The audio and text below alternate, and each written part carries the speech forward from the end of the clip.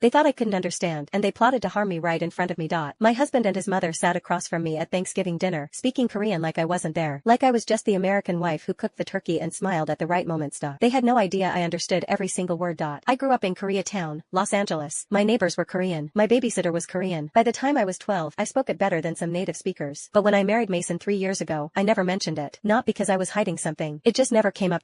Until that Thanksgiving dinner. I was at the sink washing dishes when I heard his mother lower her voice. In Korean, the language they thought was their private shield. When are you going to tell her? Mason didn't hesitate. After the holidays. Lauren's 12 weeks. The glass in my hand went still under the running water. Lauren, my best friend since high school. The woman who stood next to me on my wedding day. I kept washing. Kept my face perfectly blank. Kept breathing like nothing had changed. Because everything had just changed. I finished the dishes. I dried my hands. I brought out dessert and smiled at everyone like I was still the same person who walked into that kitchen an hour earlier. That night, while Mason slept peacefully beside me, I opened my laptop and created a new email address. I didn't cry. I didn't confront him.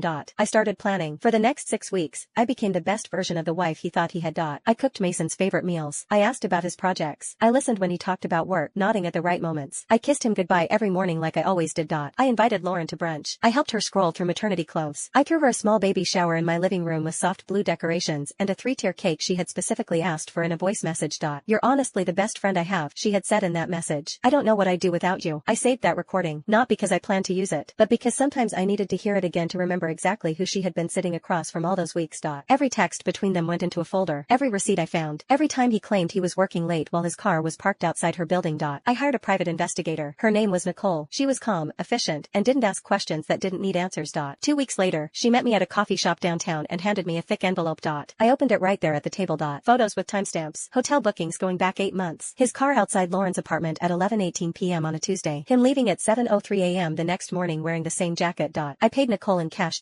Before I stood up, she asked softly, "Are you okay?" "Yes," I said, and I meant it. The first 2 days after Thanksgiving had drained everything out of me. I had cried quietly in the shower. I had stared at the ceiling at 3 in the morning while he slept next to me, breathing deeply like nothing in his life was out of place. But after that, something shifted. I didn't feel stronger. I felt clear. At night, I lay beside him and counted his breathing. 1, 2, 3. He slept peacefully, completely unaware. He didn't know that while he slept, I was organizing everything by date. That I had already spoken to an attorney and saved her number under a fake name in my phone. That I had opened a bank account 12 blocks away from our apartment in a branch he would never walk into because it wasn't on his usual route. I planned everything while making his breakfast, while ironing his shirts, while tying ribbons on gift bags for Lauren's baby shower. Lauren started getting careless.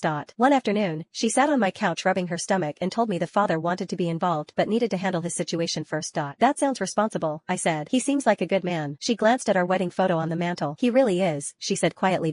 I smiled and poured her more tea. The week before Christmas, I decided it was time.